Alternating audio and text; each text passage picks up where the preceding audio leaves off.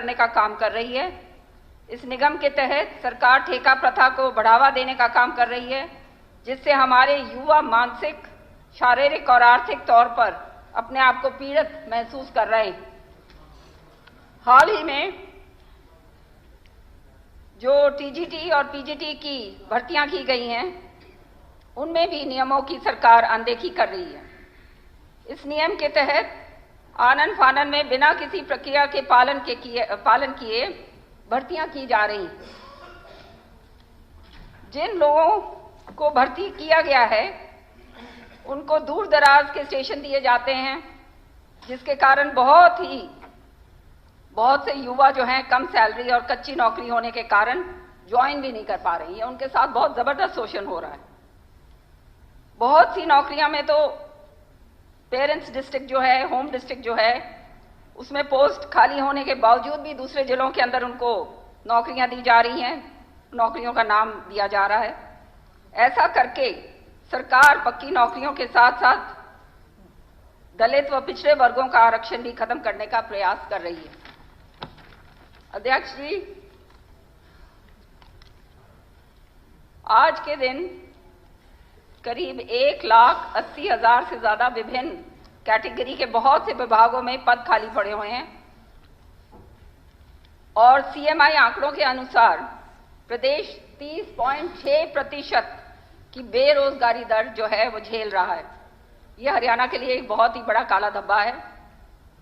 सरकार कोई भी भर्ती करती है तो उसकी ज्वाइनिंग समय पर नहीं कर पाती और कई भर्तियों में ऐसी खामियां बरती जाती हैं जो कोर्ट द्वारा निरस्त कर दी जाती हैं।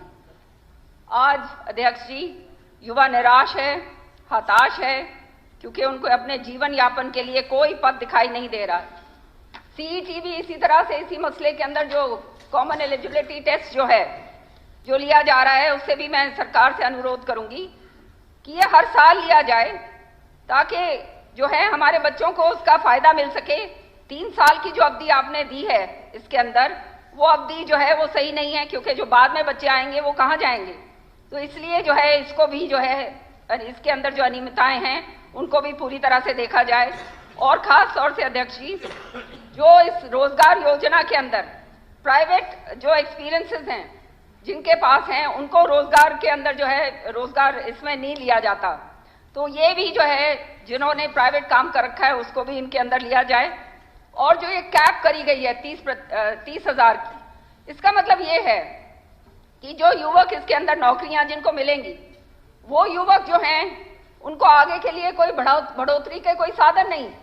इसलिए बहुत जरूरी है अध्यक्ष जी कि ये भी प्रावधान डाला जाए कि जो बच्चे उसके अंदर अच्छा काम कर रहे हैं, जो मेरिट के अंदर आ रहे हैं, उनको भी आगे पूरी तरह से लिया जाए, ताकि उनको ये रहे कि आगे हमारा कुछ ना कुछ भविष्य जो है वो होगा। और जो है माननीय मुख्यमंत्री जी यहाँ बैठे हैं अध्यक्ष जी, ये यहाँ पर हमारी जब स्ट्राइक हुई थी, ट्रांसपोर्ट की बसों की स्ट्राइक हुई थी, उस समय जो है ये बच्चों को बुलाकर जो है ड्राइवर और ये कंडक्टर्स जो है उनको करवाया गया था। और माननीय मुख्यमंत्री जी ने उन्होंने मुझे बताया कि उन्होंने उनको आश्वासन दिया था कि उनको भी इसके अंदर शामिल किया जाएगा। तो मेरी अनुरोध है कि ऐसे जो कंडक्टर रह गए हैं, बहुत सारे बच्चों को तो आपने ले लिया है, ड्राइवर ले लिया है, लेकिन जिन्होंने सरकार का बुरे समय के अंदर साथ दिया है, उनको भी जो है इसके अंदर कौशल रोजगार योजना जो है उसके अंदर उसको शामिल किया जाए। अध्यक्ष जी, मैं पूछना चाहती हूं कि ये एलिजिबिलिटी क्राइटेरिया जो है ये क्यों नहीं फिक्स करा गया ये कौशल रोजगार योजना में। जब शॉर्ट लिस्टिंग करी जाती है कैंडिडेट्स की, तो इसका क्राइटेरिया भी जो है इसका पूरी तरह से फिक्स होना चाहिए था। और अध्यक्ष जी, जो मेरिट लिस्ट जो बनती है, क्योंकि हर चीज जो है पारदर्शिता के साथ होनी चाहिए, जो मेरिट लिस्ट जो बनती है वो मेरिट लिस्ट को जो है क्यों नहीं दर्शाया जाता कि सबको मालूम चले कि कौन कौन मेरिट लिस्ट में आया, कौन बैकडोर एंट्री से आया। ये सारी चीजें जो हैं अध्यक्ष जी उसके अंदर जो है दर्शाई जानी चाहिए। और मैं पूछना चाहती हूँ कि क्या प्रोसीजर फॉलो करा गया है for verification of antecedents and certificates of the applicants, कि उनके जो एंटीसीडेंट्स हैं, उनके जो पीछे की जो है क्या क्राइटेरिया फॉलो करा गया है जिससे जो है उनको वहां पे लगाया जाता है। साथ ही साथ अध्यक्ष जी, ये जो है हमारा जो लोग पीजीटी और टीजीटी के अंदर जो हैं, जिनको लगाया जा रहा है इस रोजगार जो कौशल रोजगार योजना के तहत, मैं ये पूछना चाहूंगी कि क्या इनको कभी रेगुलराइज करा जाएगा? जब आपके रेगुलर टीचर्स आएंगे, जो आपकी भर्ती के जरिए आएंगे, एचएसएससी के जरिए और एचपीएससी के जरिए, तो ये जो बच्चे जो लग रहे हैं, ये जो इसमें ठेके की तरह ही है, ये एक तरह से इनका क्या होगा? इनको बाहर निकाल के फेंक देंगे? इनका क्या होगा आगे? उसके बारे में भी सरकार जो है जरा उस पर रोशनी डाले। साथ ही साथ अध्यक्ष जी, सबसे बड़ी बात यह है कि ये रोजगार जो है कौशल जो है निगम आपने बना तो दिया, लेकिन कोई भी स्टैट्यूटरी बैकिंग इसकी नहीं है। आज के दिन मतलब जो भी कार्रवाई सरकार करती है तो वो स्टैट्यूटरी बैकिंग के साथ जो है करवाई जाती है, ताकि आगे आने वाले समय में जो बच्चे इसके तहत लगें उनको जो है वो कुछ कार्रवाई कर पाएं। यहाँ तो अगर ये इस तरह से, ये तो ठेका प्रथा जो है उसको बढ़ावा देने की बात हो रही है अध्यक्ष जी। ये जो है इसके साथ साथ मैं पूरी तरह से खिलवाड़ किया जा रहा है। इसके साथ साथ अध्यक्ष जी, मैं कहना चाहती हूं कि 1.82 लाख पोस्ट जो हैं आज सरकारी विभागों के अंदर खाली पड़ी हुई, 40,000 से भी ज्यादा जो हैं have been deployed through outsourcing and through a backdoor entry। मतलब ये सारे के सारे ठेका प्रणाली जो है उसको बढ़ावा दिया जा रहा है। और हम सब जानते हैं कि मास्टर रोल्स के अंदर किस तरह से करप्शन होता है अध्यक्ष जी, किस तरह से शॉर्ट सर्किटिंग करी जाती है, किस तरह से जो है इधर उधर जो है सारी कार्रवाई होती है। और जो ज्यादातर जो सिलेक्शन हैं अध्यक्ष जी, 1518 पोस्ट जो हैं ग्रुप डी की, स्पोर्ट्स कोटा की खास तौर से, वो जो है वो खत्म कर दी गई हैं। और क्योंकि एक सब्सिक्वेंट एलिजिबिलिटी क्राइटेरिया बनाया है, सॉरी मैं using a lozenge because my throat is very bad. तो ये एलिजिबिलिटी जो क्राइटेरिया बनाया है, इसके अंदर ये जो ग्रुप डी की जो पोस्ट हैं, ये पूरा कोटा जो है वो पूरी तरह से स्क्रैप कर दिया गया। तो उनका बच्चों का क्या होगा? और खास तौर से जो है अब जो है 38,612 पोस्ट जो है टीचर्स की प्राइमरी लेवल पे खाली पड़ी, 25,534 सेकेंडरी लेवल पे खाली पड़ी, और 6,618 पोस्ट हायर एजुकेशन डिपार्टमेंट के अंदर हरियाणा के अंदर खाली पड़ी हैं। तो अध्यक्ष जी, मैं पूछना चाहती हूँ सरकार के पास क्या रोड मैप है? हम जानते हैं कि आज सबसे बड़ा ज्वलंत जो प्रश्न हमारे सामने आता है वो ये है कि ये बेरोजगार जो बच्चे हैं वो हताश होके घूम रहे हैं। और मेरे पास इस तरह के बच्चे आते हैं कि बहन जी, हमारे को अगर नौकरी नहीं लगी, हमारी शादियां भी नहीं होंगी, कोई लड़की देके राजी नहीं है, कौन अपनी लड़की देगा एक बेरोजगार युवक को? तो ये सोशल जो है फैब्रिक उसको भी खराब कर रहा है। तो हमें जो है बहुत गंभीरता के साथ, संगीनता के साथ जो है इस चीज को लेना पड़ेगा कि किस तरह से हम अपने बच्चों को एडजस्ट कर पाएं और उनको उस तरह का जो है कॉन्फिडेंस दे पाएं कि आने वाले समय के अंदर वो जो है खाली नहीं रहेंगे, उनको जो है पक्का करा जाएगा या आगे उनकी जो है बढ़ोतरी करी जाएगी। ये सारी की सारी जो हैं जो प्रश्न जो मैंने पूछे हैं उसका जवाब दे सरकार, और उसके बाद अध्यक्ष जी जवाब के बाद मेरे को प्रश्न पूछने की इजाजत दी जाए। धन्यवाद। धन्यवाद मंत्री जी। अध्यक्ष जी, इसी सदन में जो बार बार डीसी रेट की जो नौकरियों के लिए आरोप प्रत्यारोप लगते थे कि जो डीसी रेट की जो नौकरियां लगती हैं और उनको क्या है कि ठेकेदार अपनी मर्जी से अपने हिसाब से नौकरी देते हैं, सरकार से पैसा ज्यादा लेते हैं और कर्मचारी को कम पैसे देते हैं और उसके जो बैंक के खाते उनके पास रहा करते। जो विधायक जी ने, किरण चौधरी ने पूछा, मैं एक एक का जवाब आपको विस्तार से दूंगा कि भ्रष्टाचार को खत्म करने के लिए पॉलिसी लाए हैं, आम आदमी को न्याय मिले। पहले जैसे पढ़े लिखे युवाओं को कम वेतन, भविष्य के साथ खिलवा युवाओं का शोषण, ये किरण बहन जी ने कहा है। कम वेतन, निगम वेज रेट डीसी रेट से ज्यादा है। ड्राइवरों को पंचकुला में पहले डीसी रेट 19,953 रुपये मिलते थे, अब निगम वेज के तहत 20,590 रुपये मिलते हैं। पहले युवाओं को निजी ठेकों के द्वारा शोषण होता था, ठेकेदारी प्रथा के तहत शोषण करते थे ठेकेदार, और निजी ठेकेदारों के तहत अनुबंध कर्मचारियों को कम वेतन दिया जाता था। जो बार बार हम किसी स्कूल में जाते थे या किसी अपने जैसे ITI की बात करूं या रोडवेज की बात करूं या स्कूल जाता हूं, उन सफाई कर्मचारियों से साइन तो कराते थे, 12,000 रुपये देते, उनको 6,000 रुपये थे। तो बार बार आरोप प्रत्यारोप पूरे प्रदेश में लगते रहते थे। इस तरह से होता आया है और कर्मचारी सफाई के लिए अपने हक मांगता। आज कर्मचारी के सीधा पैसा उसके खाते में जाता है और उसे कोई आज हरियाणा में जिसने निगम बना है, कौन एक भी हरियाणा में किसी ने ये नहीं कहा मुझे समय पर पैसा नहीं मिले, मुझे पूरी तनख्वाह नहीं मिली। मैं एक कार पहले तो रोज दिन आए दिन यही कहता और इसी सदन में आरोप लगते थे। पहले युवा ठेकेदारों का शोषण होता था, ठेकेदारी प्रथा का शोषण, और निजी ठेकेदार द्वारा कम वेतन दिया जाता था। निजी ठेकेदारों के लिए EPF, ESI आदि उचित सुविधाओं के समयानुसार नहीं दी जाती थी। इन अनियमितताओं के विसंगताओं को दूर करने के उद्देश्य से हरियाणा कौशल रोजगार निगम का गठन किया। इसलिए हरियाणा कौशल रोजगार गठन के हरियाणा सरकार के विभिन्न विभागों में काम के लिए दिए जाने वाले अनुबंधित कर्मचारियों को भर्ती के लिए किया गया है। भर्ती के दौरान गरीब जो अंतिम व्यक्ति, जो गरीब आदमी है, जिस आदमी के पास 1,80,000 से कम है, 1 लाख रुपए अपने परिवार का पालन पोषण करता है, उस गरीब व्यक्ति का कैसे उद्धार हो। उस गरीब व्यक्ति को नौकरी सरकार की सेवा करें। बच्चा इंटेलिजेंट है, बच्चा को घर पे नहीं है, वो बेचारे को कोई सहारा नहीं मिलता था। जो आसपास के हमारे लोग थे वही लोग उसमें DC रेट में नौकरी लगते थे कि गरीब आदमी को कैसे न्याय मिले, गरीब आदमी के परिवार का कैसे गए। प्रदेश के मुख्यमंत्री मनोहर लाल जी ने अंतिम व्यक्ति जो गरीब पंक्ति में खड़ा है उसका उद्धार कैसे हो और उसका कैसे उत्थान हो। तो भर्ती के दौरान गरीब अंत्योदय परिवार युवाओं के रोजगार उत्थान के लिए विशेष प्रावधान है। वर्तमान में कार्य कर्मचारियों में से कई बोगस कर्मचारी मिले और उनसे निकल कर बाहर आए हैं। पहले भर्तियों में पारदर्शिता नहीं है। हमारे साथी ने आरोप लगाया है, मेनकर ने, अपने चहितों को एडजस्ट करना है। मैं आपको जानकारी देता हूं अध्यक्ष जी, सभी भर्तियां सरकार के तय diplomat of controversial person policy 2022 से बनाई है, 30 जून 2022 के तहत। वो साइट पे है, इसका सरकार की वेबसाइट पे उपलब्ध है। सभी भर्तियों के पूरी तरह से पारदर्शिता है, आप जाके देख सकते हैं। बिना किसी मानव हस्तक्षेप के उसमें एक ऑनलाइन पॉलिसी के तहत के निर्धारित मापदंड भी हर पैरामीटर लाइन पे आप जाके देख सकते हैं। एक जानकारी आपको उपलब्ध मिलेगी और कोई बिना जानकारी के उसमें नहीं होगा।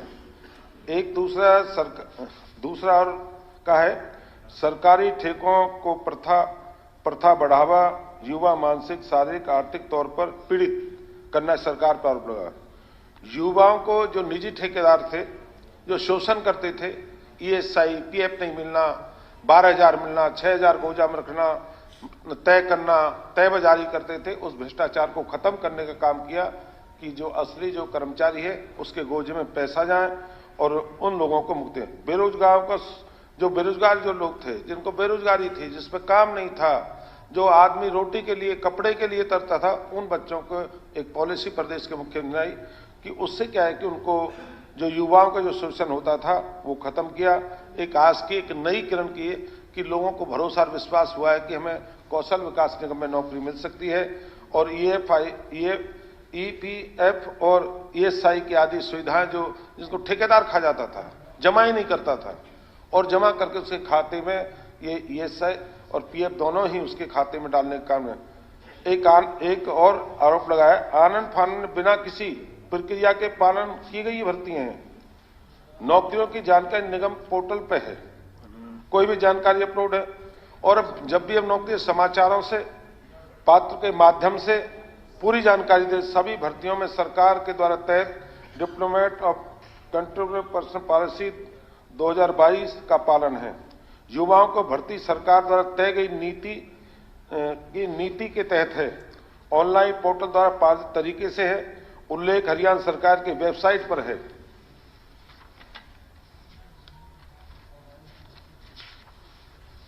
हाल ही में TGT और PGT भर्ती, दूर दराज के स्टेशन, कम सैलरी, कच्ची नौकरी, पेंट इस तरह के आरोप, पोस्ट खाली हैं, 200 किलोमीटर, ये आरोप हमारी बहनकर ने लगाया है। इसकी भी जानकारी मैं देता हूं। उम्मीदवारों का पंजीकरण करते समय अगर मुझे नौकरी चाहिए, मैं जिले से फरीदाबाद मेरा जिला है, मैं 3 जिले लिखूंगा आसपास, 3 जिले लिखेगा 1, 2, 3, 3 जिलों। अधिकांश उम्मीदवारों को उनके गृह जिले, पहले गृह जिले, उनकी वीरता के अनुसार स्टेशन का आवेदन वहीं होगा। विभिन्न जिलों में उपलब्ध सीटों की संख्या, पंजीकृत उम्मीदवार की संख्या के बीच में अंतर। कई बार कैंडिडेट ज्यादा है, पोस्ट कम है। अगर पोस्ट ज्यादा है, कैंडिडेट उस जिले में नहीं है, दूसरे जिले का वहां जाकर होगा। ये भी सारा ऑनलाइन सारी है। विभिन्न जिलों को सीटों की संख्या, उम्मीदवार की संख्या के बीच के अंतर, कितना अंतर है, कहीं ज्यादा है, कहीं कम है। कोई आदमी, मुझे जिले फरीदाबाद से मैंने दिया, मुझे मेवात मिल गया, मेवात ने मुझे पलवल मिल गया, तो ये कि जो उसमें है, अगर अपने जिले में पूरे हो जाते हैं, दूसरे जिले में चला जाता है। और गृह जिले उनकी वीरता के अनुसार सीटों की उपलब्धता न होने से दूसरे जिलों में अधिकांश सीटों की उपलब्धता होने के कारण कुछ उम्मीदवार दूर के स्टेशन आवंटित होते हैं, जो अपने जिला नहीं मिला दूसरी जगह जाएंगे। और एक आरोप और लगाया हम पे, दलित और पिछड़े वर्ग को आरक्षण सही ढंग से पालन नहीं हुआ। Divisional of the controller person policy 2022 clause number 9 आरक्षण पॉलिसी का उल्लेख है। वर्तमान में भर्तियां निगम द्वारा आरक्षण पॉलिसी का प्लान है। हमारे 1 लाख कर्मचारी आज नौकरी कर रहे हैं पॉलिसी के तहत, जिसमें 40,045 जनरल से हैं, बैकवर्ड से 26,629, शेड्यूल कास्ट से हैं 30,170, और जो नई है उसमें जनरल में जैसे मान लो 3170 अभी हमने किए हैं, उसमें 1301 जनरल में, बैकवर्ड में 655 और शेड्यूल कास्ट में 1214। तो मेरे मानने है कि हमने कोई भी क्राइटेरिया उसको लिया है, जहां जनरल 41% है, जहां बैकवर्ड 27% 2 है, जहां शेड्यूल ट्राइब 31.4 है। तो मैं मान के चलता हूं कि जो भी पॉलिसी जो है अपने, जो इससे पॉलिसी कौशल विकास निगम एक पॉलिसी के तहत है। और हम जिस भ्रष्टाचार बार बार आरोप लगता था, किसी विधायक एमएलए होता, उसने अपने चहेते लोगों को लगा दिया, उसने फरीदाबाद लगा दिया, उसने हिसार लगा दिया, उसने आदमपुर लगा दिया, सिरसा लगा दिया, रोहतक। आज जिस जिले के पढ़े लिखे नौजवान साथी जिस जिले में है, पहले उसको भर्ती मिलेगी, बाद में दूसरे जिले को मिलेगी। जो बार बार पूरे हरियाणा प्रदेश में आरोप लगते, उस भ्रष्टाचार को खत्म किया है। उस भ्रष्टाचार पर प्रदेश के मुख्यमंत्री मनोहर लाल जी ने जो भ्रष्टाचार के जो लीकेज थे उनको बंद करने का काम किया। ठेकेदार बार बार उसको खाते थे, ये SIPF को खाया थे, इस बात के लिए। और मैं ये नहीं कहता, आप जाकर पूछे गरीब आदमी को, अंतिम व्यक्ति को जाकर पूछे ना, किसका बेटा नौकरी, वो अपनी योग्यता के आधार पर लगा है। और उसके जो इन्होंने कहा है, एक मिनट बंद दीजिए विधायक जी, रुक जाइए, बता देता हूं कि जरा राखिए।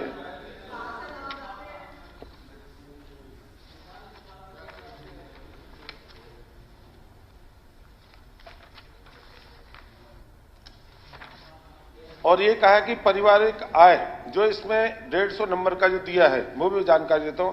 मुख्यमंत्री अंत्योदय परिवार उत्थान योजना अगर 1,80,000 से कम है,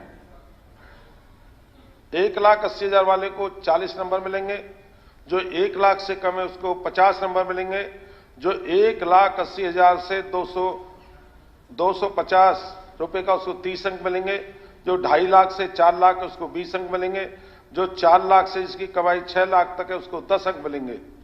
और फिर मैं पूछा उम्र की छूट, जो कि जैसे उम्र में है, कई बड़ा है छोटा नहीं मिलाते, जो 18 साल से 24 वर्ष तक उसको 5 अंक मिलेंगे, जो 24 वर्ष से 30 वर्ष तक है उसको 10 अंक मिलेंगे, जो 30 से 36 अंक है उसको 15 अंक मिलेंगे, जो 36 वर्ष से 42 वर्ष का उसको 10 अंक मिलेंगे, जो 42 वर्ष जिसकी उम्र की उसको कुछ भी नहीं मिलेगा, उसको 0। और ये भी कहा है कि भी पूछा है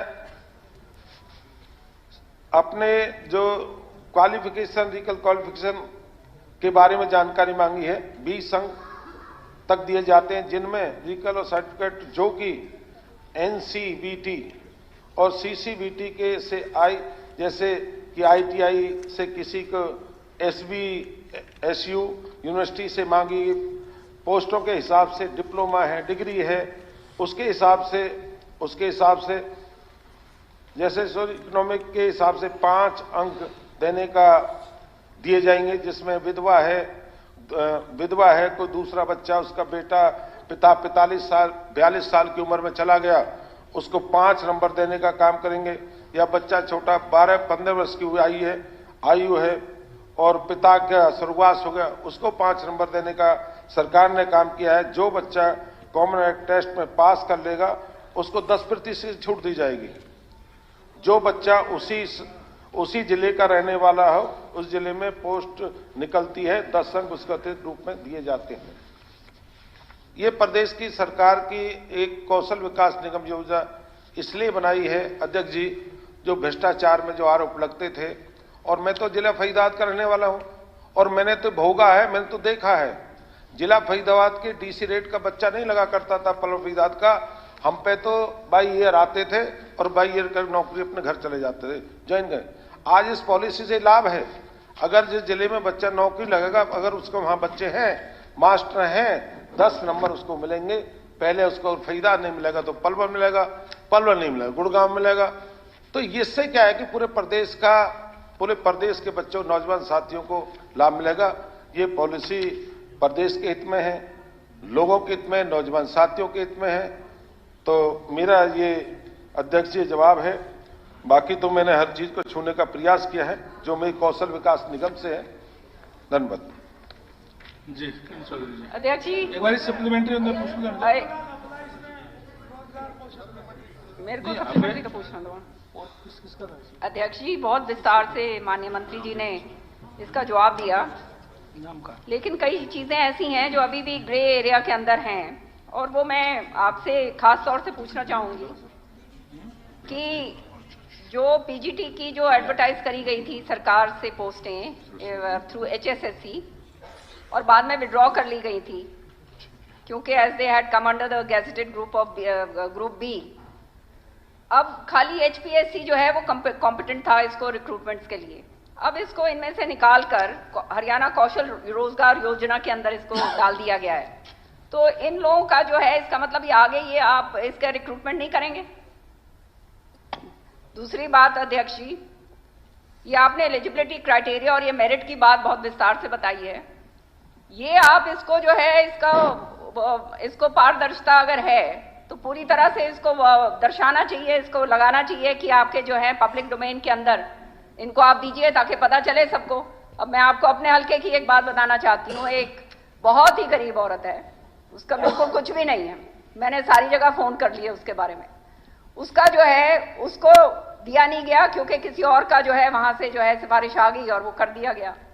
तो इस तरह के जो लोग रह गए हैं, जो डिजर्विंग लोग हैं और जो अधिकारी जो हैं सही तरीके से काम नहीं कर रहे हैं, उनके खिलाफ कार्रवाई आप करेंगे।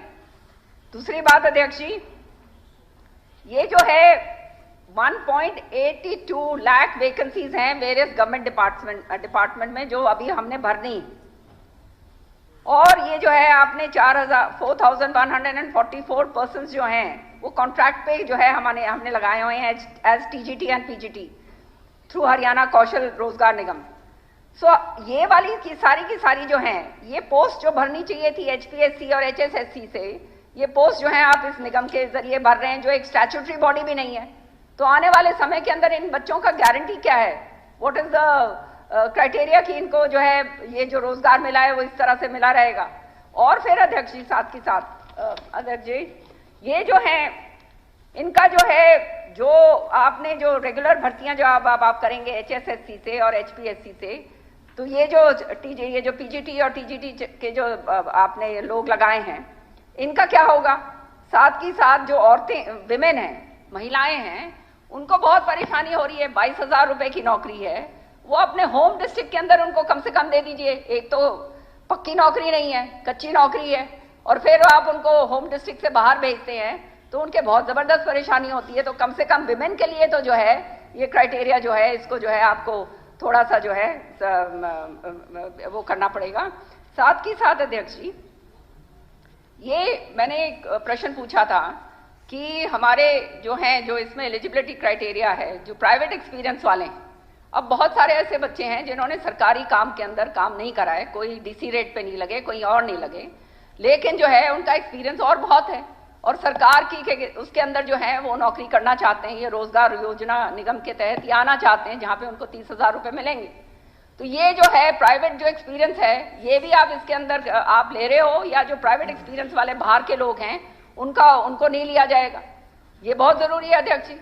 इसी तरह से वो जो कंडक्टर्स जो हैं जो आज जो बाहर धरने पर बैठे हुए हैं इतने सारे, उनको जब कहा गया था कि उनको लिया जाएगा, उनको भी इसके अंदर नहीं लिया जा रहा जब सरकार का उन्होंने काम किया हुआ है और सरकार के बुरे वक्त के अंदर जो है वो काम जो है काम आए हुए हैं। तो अध्यक्ष जी ये सारा का सारा जो है, और ये कैप जो आपने लगाया है, ये हमारे बच्चों को मालूम चले कि ये जो 30,000 रुपए का आप दे रहे हो बहुत अच्छी बात है, लेकिन ये जो कैप आप लगा रहे हो इसमें फिर आगे बढ़ने का तो कोई सिलसिला ही नहीं रहता।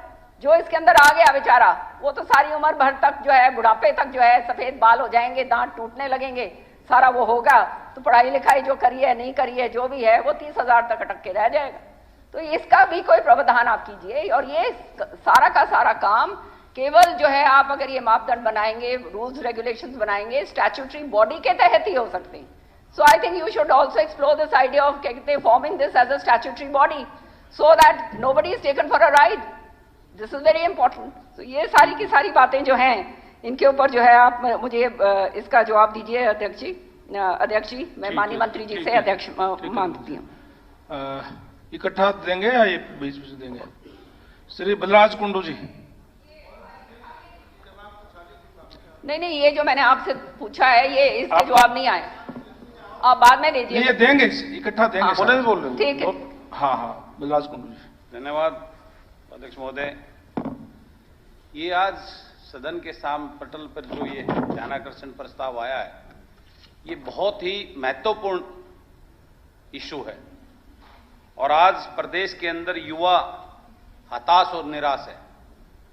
आज बेरोजगारी में हरियाणा प्रदेश नंबर 1 पे है, चारों तरफ शोर है, और जिस प्रकार से मंत्री जी ने विस्तार से बताया, मैं एक बात मानता हूं, पहले वो ठेकेदारी प्रथा थी जो वो एक लूट थी अपने आप में, उसके साथ बहुत सारा शोषण होता था। उससे बचने के लिए सरकार ने हरियाणा कौशल रोजगार निगम के तहत ये भर्तियां निकालनी शुरू की, अच्छी बात है। लेकिन आज इसके ऊपर एक बहुत बड़ा सवाल आ गया है। सबसे पहला तो जब अप्लाई करते हैं जो पोर्टल खुलता है उसका ही मालूम नहीं होता वो कब खुल रहा है कब बंद हो रहा है। आज बहुत सारे हमारे युवाओं को तो इसका पता ही नहीं चलता ये कब खुला था और कब बंद हो गया। ये एक अपने आप में पोर्टल का बहुत बड़ा इशू है जो पूरे प्रदेश का, ये नहीं कह रहा मैं एक किसी बच्चे का, पूरे प्रदेश के युवाओं का ये बहुत गंभीर विषय है। मैं इसके लिए सरकार को कहना चाहता हूं, इसके ऊपर जो है ना माननीय मुख्यमंत्री जी को जो है ना चिंतन करना चाहिए। ये इससे युवाओं में बहुत बड़ा रोष है। दूसरा एक इसके अंदर आपने अभी इसमें मैं पढ़ रहा था, लगभग 1,06,000 अपॉइंटमेंट आपने कौशल रोजगार निगम के तहत आपने करवाई है, बहुत अच्छी बात है। उसमें कुछ टीजीटी पीजीटी के एजुकेशन विभाग में टीचर्स लगाए हैं, जो पहले पोस्ट निकाली थी वो विड्रा कर ली थी। तो क्या अब आगे सरकार का, अभी जो हमारी सदस्य किरण जी भी ने भी बताया कि आगे सरकार का कोई प्लानिंग है नहीं उनको स्थायी लगाने का, या इसी में कौशल रोजगार में।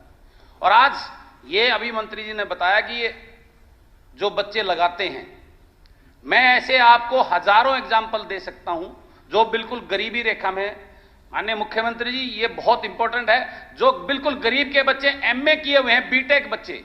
मैं परसों का यहां आने से एक दिन पहले, उस दिन संडे को मैं मेरे पास सुबह सुबह एक मदीना गांव से मैं बताता हूं, एक बैकवर्ड क्लास का एक जो है बच्चा आया, उसके साथ में उसका फादर था। सुबह सुबह 8 बजे मेरे घर पे वो आके रोने लग गया।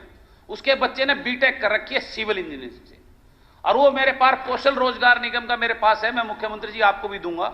वो कहने लगा कि इसमें मेरे बच्चे को पीएन के लिए अप्लाई कर रखा है, इससे बड़ा दुर्भाग्य क्या हो सकता है।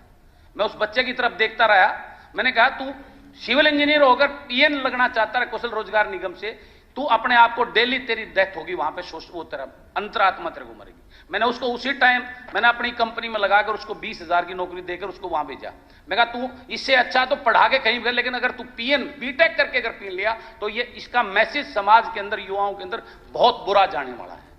इस प्रकार के मैं इतने एग्जाम्पल आपको दे सकता हूं जो उस बिलो 1,80,000 से भी नीचे की कैटेगरी का जो MA MSc बीटेक एमटेक बच्चे जो है, जो उसके अंदर उनका नाम नहीं आता और 12th पास बच्चा जो है और उसके अंदर जो अपॉइंटमेंट उसको मिल रही है।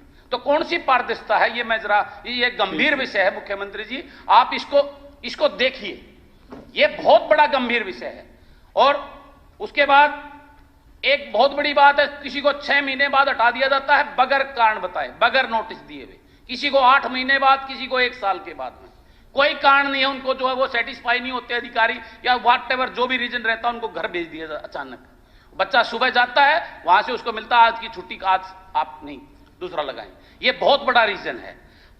उसके बाद मैं बात कर रहा था, जैसे हमारे अब पेपर बन रहे हैं, ये एक बहुत बड़ा गंभीर है सवाल है। अभी एडीए का पोस्टें निकाली थी, 600 पोस्टें थी। पेपर किस चीज के? ये तो क्वेश्चन नहीं, ये उसी से रिलेटेड, मैं जो बात कर रहा हूं उसी से रिलेटेड है। मेरे ये रोजगार से रिलेटेड मामला है। उपाध्यक्ष महोदय, मेरा कोई वो नहीं, मैं आपको एक छोटी सी, रोजगार अलग है, निगम की बात करें, निगम पे पूछा है, निगम की, ये उसी के अंदर है। एडीओ लगाए हैं, उसके अंदर जो पेपर की जो 50% क्वालिफिकेशन नेगेटिव मार्किंग की कंडीशन लगा के इतना जटिल बना दे। मेरी सुनो, 600 में से 57 बच्चों को क्वालिफाई करके बैठो आप, और कोई बाकी सबको कौशल रोजगार, नहीं वही बात, कौशल रोजगार में लगा दिया उनको। नहीं, वो ये है जी मेरे पास, ये अलग से आंकड़ा, अलग से कोई चर्चा हो तो उसमें उठाना ये बात। मुख्यमंत्री ऐसा पेपर बनाओगे तो इसका मतलब सरकार हमारे बच्चों को भारतभूषण बत्रा जी। अध्यक्ष महोदय जी, HKRN में कोई पेपर नहीं लिया जाता, ये HKRN के माध्यम से नहीं विषय है, ये तो HPSC का। तो फिर HKRN का वो इसमें मामला नहीं, अभी HKRN के विषय पर ही सीमित रहे, बाकी चीजें नहीं। वो अलग मामला। कुंडू साहब बैठिए। भारतभूषण बत्रा जी, ये उसमें नहीं है भाई। आप जब वो कोई क्वेश्चन उसमें उठाना, आप इसमें नहीं उठा सकते ये चीज। जो मात्र ऑर्डिनरी बच्चे हैं वो काम करते हैं, जो वो 15,000 में 18,000 में काम एडीए क्यों लगाएगी सरकार? इसलिए ये जटिल पेपर बना, उसका ये है मतलब। तो मैं सरकार, मेरा अभी पूरा नहीं अभी कोई क्वेश्चन आप पूछिए। 4 मिनट का इश्यू नहीं है, दानाकर्षण प्रसाद 4 मिनट का नहीं कह रहा मैं, कोई क्वेश्चन आप पूछिए। बहुत सारी क्वारीज हैं जो मैं आपसे पूछना चाहता हूं सदन के मंत्री महोदय से, मैं कोई वो नहीं कर रहा। अब मैं आपसे ये पूछना चाहता हूं, जो पोस्टें HSC ने, HPSC ने उन्हें निकालनी थी, अब कौशल रोजगार निगम में हम भर रहे हैं, तो वो कब तक हैं? उनको आगे स्थायी नौकरी के लिए आगे सरकार की क्या व्यवस्था रहेगी, किस प्रकार से आगे भर्ती, उनका अपॉइंटमेंट होगी, आगे रिक्रूटमेंट निकाली जाएगी, ये अपने आप में बहुत बड़ा सवाल है। उपाध्यक्ष महोदय, मेरा मतलब सिर्फ इस कौशल रोजगार में जो पारदर्शिता की बात कर रहे हैं वो एक हो गया। ठीक है, धन्यवाद। उसको जिस प्रकार हमारी और लिस्टें आती हैं, ये लिस्ट है उसके अंदर आनी, पब्लिक डोमेन पर आनी चाहिए, पता लगे किसके इसे क्वालिफिकेशन क्राइटेरिया क्या नंबर मिले इसको, वो उसके बाकी कितने नंबर मिले, ताकि वो सेटिस्फाई हो। उसकी कोई लिस्ट नहीं लगाई जाती, सीधी लिस्ट आती है अपॉइंटमेंट। बैठो प्लीज। ये बहुत गंभीर बैठने का बात है, ये चर्चा के लिए सदन में, ये कोई 5 मिनट या क्वेश्चन हुआ और नहीं है जिसके अंदर आप मेरे को टाइम, ये सप्लीमेंट्री क्वेश्चन की है आपका। ये मंत्री बत्रा जी,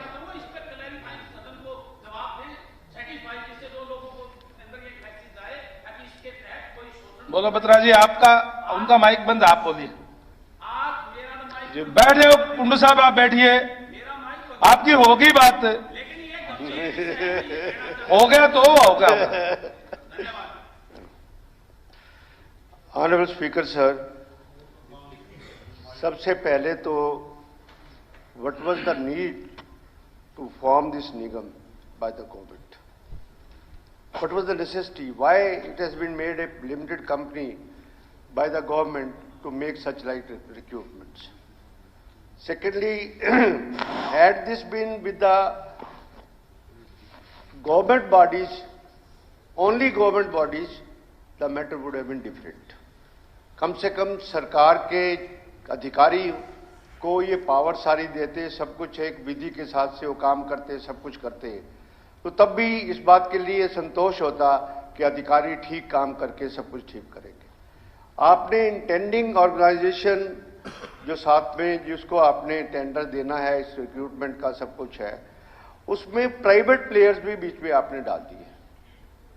इसमें है कि intended organisation mean all the departments, board, corporation, statutory bodies, universities, public sector undertaking, mission, authorities etcetera under the control of the government. Up to this, it's all right. It's very all right. But also private establishment which sent their intent to deploy manpower to the निगम. अब इनको आपने अख्तियार दे दिए तो वो अख्तियार ये list कहां से आई? अभी करना या बाद में कर लेना उसमें? आप तो अच्छे वाले विद्वान हैं, वकील हैं, सारा लैंग्वेज पढ़ेंगे। ये तो जो इंडेंट देते हैं, अर्थात जिनको वर्कफोर्स चाहिए, वो गवर्नमेंट का डिपार्टमेंट भी मांग सकता है इस कंपनी से, बोर्ड कॉर्पोरेशन भी मांग सकता है, इवन कोई प्राइवेट एजेंसी भी किसी को वर्कफोर्स चाहिए वो इनसे मांग सकता है। प्राइवेट वालों को कोई कंपनी में डाल करके हमने कोई रिक्रूटिंग एजेंसी नहीं बनाया है, केवल नहीं ऐसा नहीं है। मान लो दूसरे और मानो कोई एक नौकरी चाहिए, उसके लिए सरकार के पास आ जाए, अपनी नौकरी तो देने की बात नहीं। प्रश्न क्या है? माननीय मुख्यमंत्री जी बता रहे हैं, सुन तो लो आप। एक फैसिलिटेशन दी है। मान लो सरकार को चाहिए 10,000 लोग, 10,000 में ले लिए, अब हमारे पास उसको मान लो नहीं है, कल को प्राइवेट वाला भी को कहता है कि हाँ इन्हीं शर्तों के ऊपर मुझे 100 लोग दे दीजिए, 500 दे दीजिए, 1000 दे दीजिए, और हम अगर एक ट्रांसपेरेंट तरीके से उसको भी 1000 लोग दे देते हैं तो हमारे एक दायरे में से निकल करके होकर जाएंगे, उनको भी तसल्ली रहेगी, उनका ईपीएफ, उनका प्राइवेट फंड, ईएसआई, वो सारा कटना शुरू हो जाएगा।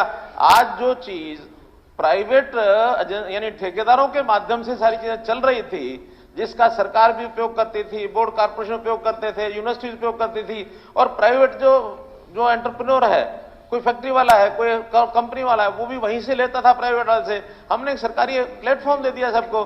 सरकारी प्लेटफॉर्म में अगर कोई लेता है, कल को हम एक ओवरसीज प्लेसमेंट सेल बना रहे हैं, सुनिए, हम ओवरसीज प्लेसमेंट सेल बना रहे हैं, जिसमें अभी तक तो सब प्राइवेट एजेंसी जो है विदेशों में नौजवानों को भेजती हैं और यहां से कबूतरबाजी होकर के दुनिया भर के इलीगल तरीके से भी जाते हैं।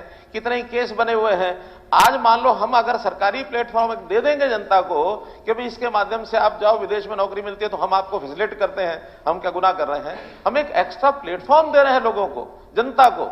हम कोई प्राइवेट लोगों के माध्यम से चयन करा रहे हैं, ऐसा नहीं है।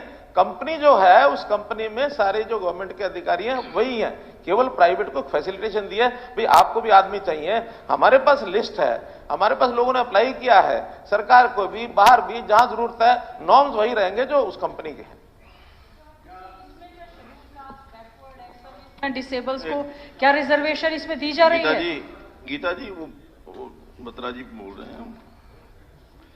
क्या बताएंगे कि आज तक कितनी प्राइवेट ऑर्गेनाइजेशन ने आपके निगम के थ्रू लिस्ट एम्प्लॉयमेंट दी? बता दीजिए मंत्री जी बता दीजिए, आप ना बताएं कि कितने लोगों को आपने एम्प्लॉयमेंट दे दी है।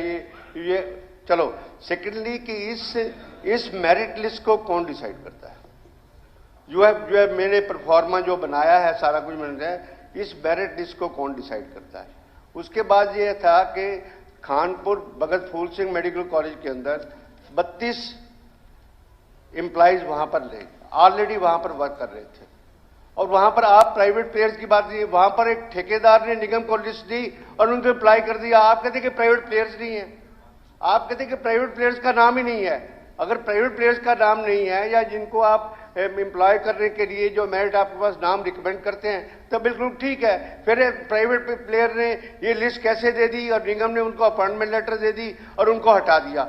वंस जो भी अपॉइंटमेंट ऑलरेडी हो रही है, नौकरी कर रहे हैं, उसको आप किस कैपेसिटी में हटा रहे हैं, इस बात का उत्तर चाहिए कि ये बहुत बड़ा स्कैंडल, और ये पिटीशन कमेटी के सामने भी मैटर आया है, and government has admitted that this fraud has been committed and it inquiry should have been there, और इसका रिप्लाई भी आप दें, and FIR has been registered.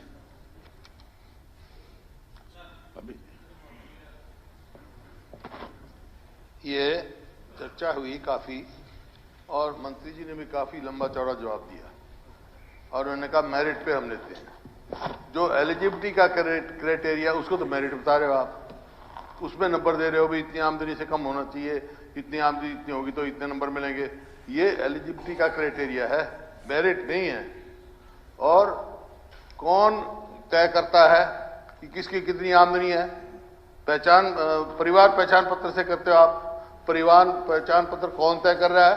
कोई तहसीलदार है, और जो इनकम सर्टिफिकेट या तो कोई तहसीलदार देगा या एसडीएम देगा या कोई मास्टर दे देगा, जो उसको पहचान पत्र आपने लगा रखा है वो दे देगा।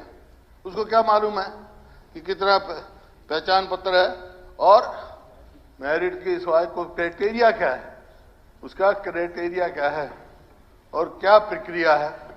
HSSC है, HPCC है, हरियाणा पब्लिक सर्विस कमीशन है, उन्होंने टेस्ट लेते हैं, इंटरव्यू लेते हैं, मेरिट देखते हैं। इसमें कौन सी मेरिट देखी है? कोई जो प्रक्रिया वो अडॉप्ट करे हुए हैं वो कोई करी है इसने? फिर अगर उसी हिसाब से करना तो उनको डिसॉल्व करो। SSB की और HSP Haryana public service commission की जरूरत क्या है? ये एक खिलवाड़ है और इस बात को बिल्कुल हम वो नहीं करेंगे। ये भविष्य के साथ खिलवाड़। मैं आपको एक दिखाता हूं कितना तमाशा हो रहा है इसमें। स्पीकर सर, ये मेरे एक इसको श्रीमती सीमा देवी, ये रोजगार कौशल रोजगार के तहत भर्ती करी गई TGT और 6/12 को भर्ती करी गई और 9/12 को निकाल दी गई। उसने मिठाई बांट दी, 9/12 को निकाल दिया क्योंकि अब रेगुलर यहां आ गई। तो ये क्यों खिलवाड़ कर रहे हो ऐसे बच्चों के भविष्य के साथ? ये खिलवाड़ है और ये एक चोर दरवाजा खोला गया है। सारे कॉन्ट्रैक्ट कौन, ना कोई क्राइटेरिया है ना मेरिट है, क्राइटेरिया इनकम का कर दिया, ना इनकम सर्टिफिकेट कौन दे रहा है। इस किस्म की जो है खिलवाड़ मत करो इनके साथ कहीं भी। इसका जब ये बनाया था उस टाइम मुख्यमंत्री जी का बयान मैंने पढ़ा था, उसमें उन्होंने कहा था कि ये ठेका प्रथा खत्म करने के लिए है। ये ठेका प्रथा खत्म हो रही है, सरकार खुद ठेकेदार बन रही है। ठेका प्रथा 2 साल के लिए आप भर्ती कर रहे हो, 30,000 रुपए दे रहे हो, ना उसकी प्रमोशन है ना आगे कोई है, कच्चा ही रह जाएगा सारी उम्र। और कितने दिन रहेगा कच्ची नौकरी के लिए? ठेका प्रथा क्या थी? ठेका प्रथा यही थी, कच्ची नौकरी थी, वही आप काम कर रहे हो। चलो मैं इसमें जाता, टेंडर में जो होता है बहुत सारे सवाल खड़े। अब ये 32 के 32 आपने देखा। ऐसा काम, ऐसी खिलवाड़ मत करो, इसको तुरंत बंद करो। नहीं, मुख्यमंत्री जी हमारे इस बात पे जवाब तो सुने, पूरा बोलने तो दो। अच्छा बोलो। आपने कहा कि ये ठेका प्रथा खत्म करेंगे और एक तरफ कहा आपने कि 25,000 हम भर्ती करेंगे इसमें अभी थोड़े दिन पहले। इसका मतलब ये 25,000 पोस्ट खत्म कर दोगे आप। जो 25,000 भर्ती करोगे तो 25,000 पोस्ट खत्म कर दोगे, यही मतलब हुआ ना? तो ऐसा काम क्यों कर रहे हो? 1,82,000 खाली जगह आपकी सीधी भर्ती करो। और कोई क्राइटेरिया पढ़े लिखे बच्चों को जो मतलब अफसर लग सकते हैं, आगे जा सकते हैं, उनको कम तनख्वाह में रखना एक उनके भविष्य के साथ खिलवाड़ है। ये हरियाणा के लोग बर्दाश्त करने वाले नहीं है। हम बिल्कुल इसको वो रिजेक्ट करते हैं। इसको तुरंत वापस किया जाए। ये खिलवाड़ कर रहे हो आप बच्चों के साथ। हो गया। मेरा नाम है सर, मेरा नाम है सर। अच्छा ठीक है। अध्यक्ष महोदय, पारदर्शिता की बात हो रही थी। यदि इतनी पारदर्शिता इसमें होती तो इतने सारे विधायकों को इस पर चर्चा करने की आवश्यकता नहीं थी। सर, पोर्टल हमेशा खुला ही नहीं होता। कभी उसमें कहा जाता है कि जिन्होंने किसी सरकारी कार्यालय में काम किया हुआ है वही पंजीकरण करा सकते हैं, दूसरे करा ही नहीं सकते। और सर, पारदर्शिता, ये तो विधायक रणधीर गोलन जी के बेटे ने इल्जाम लगाया कि 49 लाख रुपए दिए और नौकरी नहीं लगी। सर, पारदर्शिता की बात हो रही है। और सर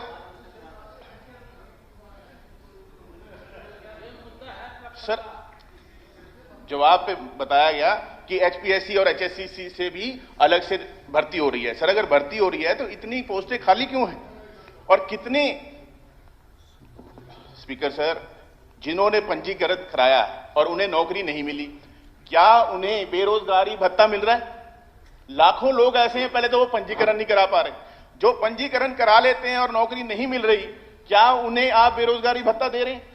ये मेरा प्रश्न है सर। और दूसरा भी, कितनी भर्तियां HSCC के माध्यम से हुई हैं, वो तो बाईपास हो गया।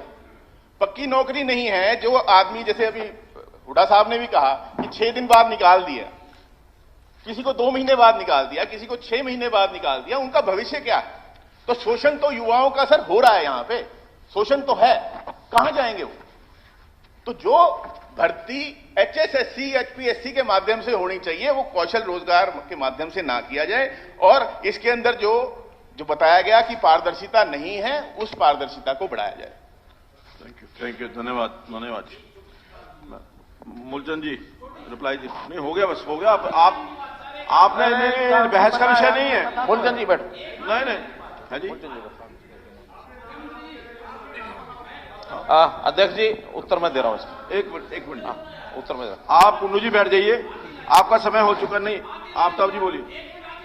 नहीं बिल्कुल नहीं सर, जो कौशल रोजगार निगम के तहत 10-10 साल से शहीद हसन खां मेडिकल कॉलेज में जो बच्चे कार्यरत थे ठेकेदारों के तहत, उनको निकाल के और ठेकेदारों द्वारा ही नई सूची डाल के उनको, मतलब 10 साल के उनका जो कार्य वो था अनुभव, उसको भी नजर, ये मतलब इसकी सच्चाई है। मेडिकल कॉलेज के बच्चे जो लगे हुए थे वो हर रोज धरने पे और प्रदर्शन पे कि उनके नाम बदल के और उनकी लिस्ट को चेंज करके, ये पारदर्शिता है इसके HRKM की कि उनकी नजरअंदाज कर दिया गया उनके क्राइटेरिया को। तो इस तरीके से तो फिर ये बिल्कुल ही सारा उसके भविष्य के उसके बच्चों को जो है, उनको यही नहीं पता कि कितने दिन के बाद, इतने 10 साल के बाद भी उनको तो निकाल दिया, और जो 6 महीने से थे उनको कर लिया गया। और वही ठेकेदारों जैसे भगत फूल सिंह का बताया इस तरीके का ये करा गया। बिल्कुल ट्रांसपेरेंसी नहीं है इसमें, बिल्कुल बच्चों के साथ धोखा हो रहा है। थैंक यू, धन्यवाद धन्यवाद। अब आदरणीय मुख्यमंत्री जी रिप्लाई।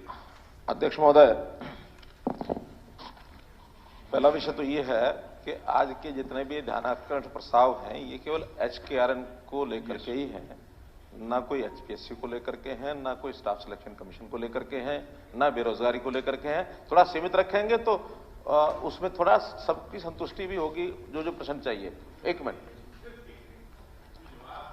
ऐसे नहीं वरुण जी, ऐसे बिल्कुल नहीं, बिना पूछे नहीं। नहीं आप चल बैठिए। तो इसलिए एक तो विषय है। दूसरा मेरा कहना है कि HKRN एक विशेष पर्पज से बनाया गया है, और जैसा पहले मंत्री जी ने भी उसमें बता दिया और हमारी बहन किरण जी ने भी उसको स्वीकार किया कि ये आउटसोर्सिंग का जो ठेकेदारों के माध्यम से हम भर्ती करते थे, लोगों को लेते थे, ये उसका एक विकल्प है। वो जो सारी शिकायतें आती थी वो शिकायतें ना रहें, और हम उनकी शोषण से कैसे युवकों को बचाएं, क्योंकि सैलरी कम है ये हमको पता है। उस सैलरी में से भी उनका और शोषण होता रहे। किसी को पहले एडवांस में ले लिया, फिर उनके बैंक में खाते में डाल दिए, किसी का PF जमा नहीं कराया, किसी को ESC की सुविधा नहीं दी। वो सारी चीजें खत्म करने के लिए हमने उसको वहां से लिया है। तीसरा, ये एक नया पोर्टल है, पहली बार बना है, इसमें कोई कमी नहीं होगी ऐसा कोई दावा नहीं है। कुछ कमियां इसमें मान लो है तो चर्चा में से निकलेंगे, उसको ठीक किया जाएगा, निश्चित किया जाएगा।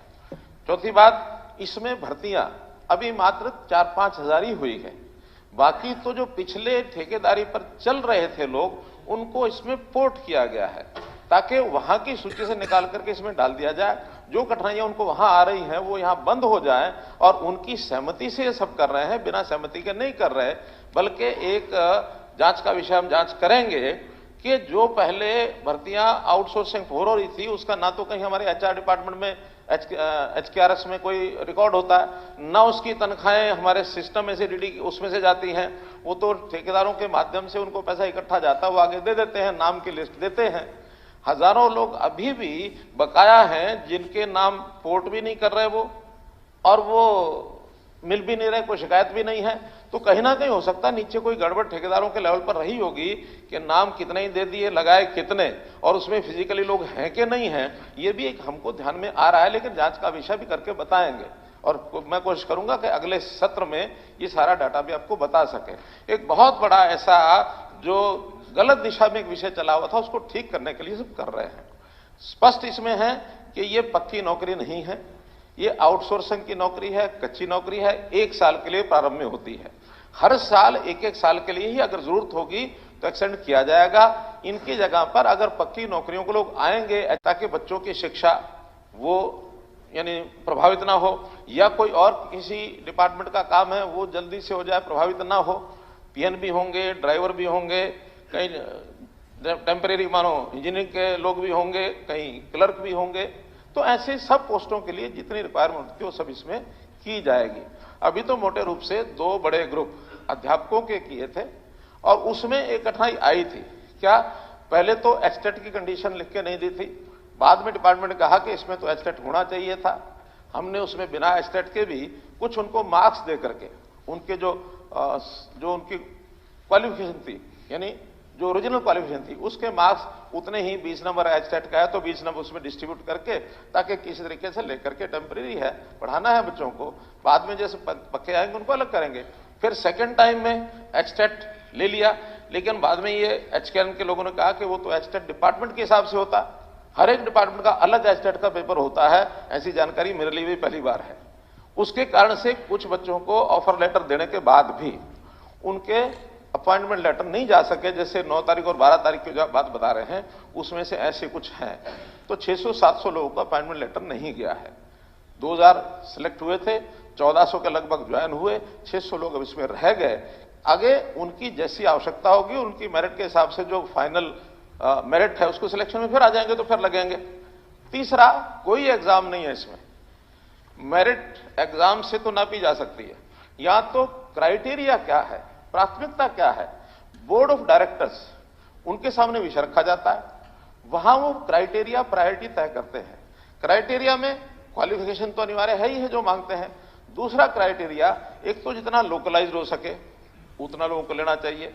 ये जो ट्रांसफर आता है थोड़ी तनख्वाह का आदमी और 200 किलोमीटर दूर उसकी बारी आएगी, हो सकता है प्रारंभ में तो कह दे हाँ ठीक है, क्योंकि उसको नौकरी नहीं है, घर खाली बैठा है, वो 100-200 किलोमीटर दूर की भी हाँ करेगा। बाद में वही कहेगा मेरी थोड़ी तनख्वाह है जी, वो आपके हमारे सबके पास जाएगा, मुझे तो घर के पास चाहिए। तो हमने जो लोकलाइज्ड लोग हैं उनको ज्यादा प्राथमिकता दी है। दूसरा, जो गरीब परिवार है, जो अंत्योदय की श्रेणी में आते हैं, जिसकी तुरंत आवश्यकता है, नहीं पक्की नौकरी भी मिल रही, तो जब तक नहीं मिलती तब तक यहां एडजस्ट हो जाए। तो उसके अंदर जो 1 लाख से भी नीचे क्राइटेरिया जिनका है, यानी परिवार की इनकम। अब आप कहते हैं कि किसने तय किया?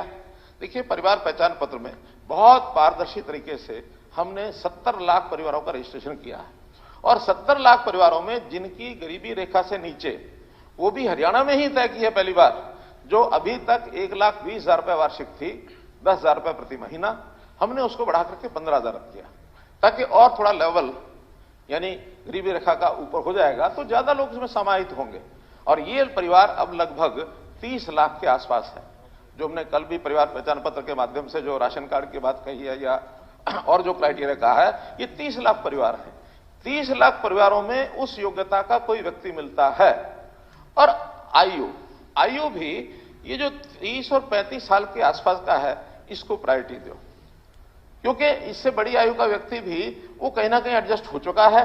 और जो खास करके एजुकेशन क्वालिफिकेशन, ये 30 साल तक 35 साल तक तो फिर भी अपने एजुकेशन साथ न्याय कर सकता है। बाकी चीजें, वो बड़ी आयु का व्यक्ति शायद उतना न्याय, हमने हालांकि 45 साल 47 साल भी आयु रखी हुई है, रिजर्वेशन में 47 साल है। अब हम विचार करें कि 47 साल का एक व्यक्ति, उसको नौकरी देंगे और वो बच्चों के साथ न्याय कर पाएगा? 8 साल बाद 10 साल बाद रिटायर होने वाला है वो। तो इसलिए एक आदर्श आयु की जो सीमा जिसकी बहुत ज्यादा जरूरत है वो 30 और 35 साल का है, उसको प्रायोरिटी। लेकिन बाकियों को लगाना नहीं, ऐसा नहीं है, बाकियों थोड़े मार्क्स कम कर दिए। अभी हमने जिले को एक इकाई माना था कि एक जिले के लोगों को प्राथमिकता दी जाए। विचार आया कि जिला भी कई बार बड़ा होता है, अब सिरसा जिला, डवाली भी वही है और नाथुर चोपटा भी उसी में है, डिंग भी उसी में है, दोनों का मिलाकर के 80 किलोमीटर की दूरी है। तो इसको ब्लॉक के हिसाब से एक श्रेणी बनाई जाए कि ब्लॉक के अंदर है तो ज्यादा मार्क्स दिए जाए, जिले में थोड़ा उससे कम दिए जाए, एडजॉइनिंग जिले में और कम दिए जाए। और हमारी कोशिश है कि ऐसी कच्ची नौकरी जो है वो एडजॉइनिंग जिले से ज्यादा दूर के व्यक्ति को बेशक भी टाला जाए, वहां कहीं जरूरत पड़ेगी वहां देखेंगे। इसलिए ये सारे क्राइटेरिया जो बनाए हैं, इस क्राइटेरिया के आधार पर योग्यता, हाँ अनुभव। एक प्रारंभ में ये था कि एचकेआर में शुरू में हम जो अनुभवी लोग हैं, जो हरियाणा सरकार के ही किसी विभाग से, बोर्ड कॉर्पोरेशन से, क्योंकि वहां वो कच्चे नौकरी वाले हटते तो हैं ही हैं। जैसे ही हमारा जोर है कि एचपीएससी के, एचएससी की नौकरी को बढ़ाओ, जब वो बढ़ाएंगे तो उनकी जगह जो लगे हुए हैं उन्हीं पोस्ट के अगेंस्ट ही हैं, वो हटेंगे तो उनको पहले प्राथमिकता दो, अनुभव के मार्क्स अलग से दो। अनुभवी लोगों को सबको रजिस्टर कराया था, जिनका अनुभव नहीं था उनका नहीं कराया था। विषय आया कि प्राइवेट अनुभव को भी इसमें शामिल करो। प्राइवेट अनुभव की ऑथेंटिसिटी कोई नहीं कर पाएगा, क्योंकि प्राइवेट के अनुभव की सर्टिफिकेट कौन लेके कहां से आएगा? कोई आपके हमारे हाथ में है कुछ?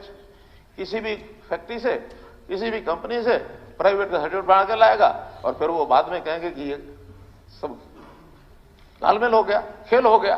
तो इसलिए जो ऑथेंटिसिटी जिस डिपार्टमेंट की है, बोर्ड कॉर्पोरेशन की है, अनुभव उसी का माना जाएगा और किसी का अनुभव भी हम मान नहीं सकते। तो ये अनुभव का विषय।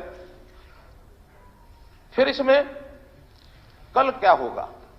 आखिरी चिंता जायज है। 1-1 साल के बाद, 2 साल 4 साल बाद इसकी जगह कोई आएगा, ये हटेगा। अब सारी उम्र के लिए लगने वाला नहीं है। हम ये कहते हैं कि अच्छा सारी उम्र की चिंता है इसकी, वो तो पक्की नौकरी वाला ही सारी उम्र का उसका प्रावधान है। जो कच्ची नौकरी के, ठेकेदारी के या हरियाणा कौशल रोजगार के, इनको सारी उम्र के लिए हम कोई व्यवस्था बना नहीं सकते, ना हमारा कोई इसके अंदर कोई स्टैच्यूटरी कोई प्रावधान हो सकता। एक साल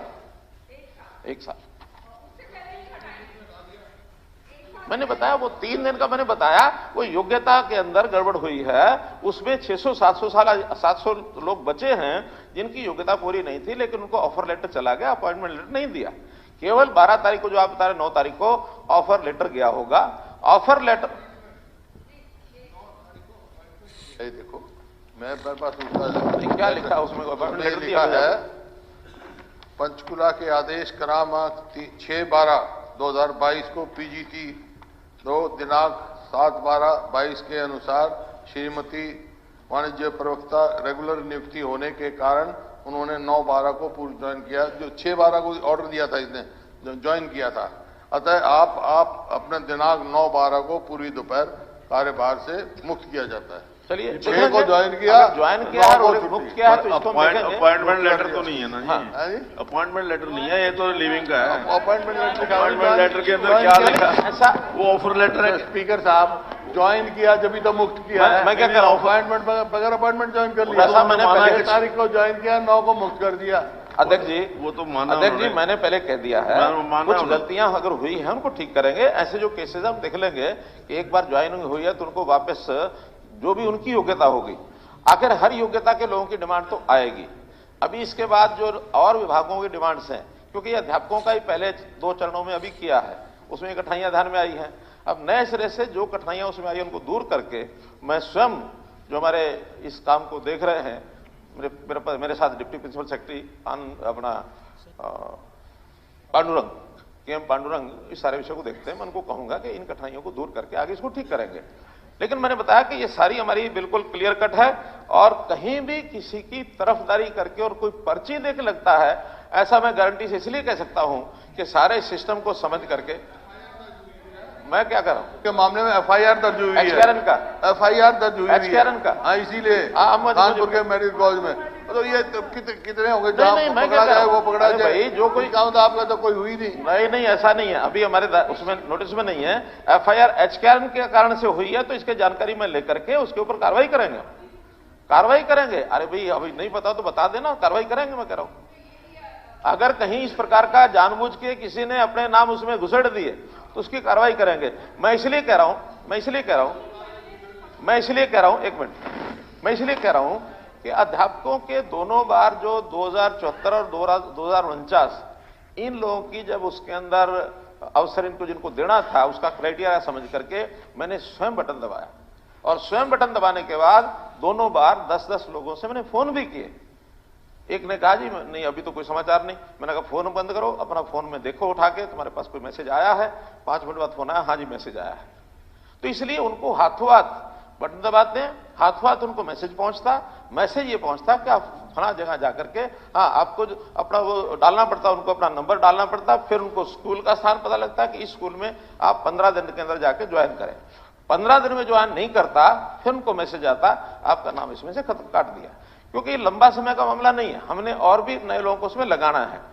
इसके बाद हमारे पास जो बहुत बड़ा डाटा वो है परिवार पहचान पत्र का। परिवार पहचान पत्र में से अब हम आगे इस क्राइटेरिया गरीबी के हिसाब से